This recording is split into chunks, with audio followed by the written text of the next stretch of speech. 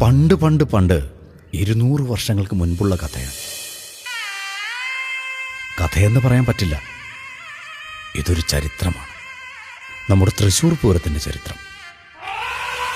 1796 ആറാട്ടുപുഴ പൂരം നടക്കുകയാണ്. ആറാട്ടുപുഴ പൂരം എന്ന് വെച്ചാ കേമാണെന്ന് അറിയാലോ. മാത്രല്ല ദേവസംഗമ സ്ഥാനാണല്ലോ ആറാട്ടുപുഴ. ചെറിയ മഴക്കാറുണ്ടല്ലോ. ഈ മഴയാണ് എല്ലാത്തിനും കാരണം. ഇക്കുറി എല്ലാ സംഘങ്ങളും വന്നില്ലല്ലോ.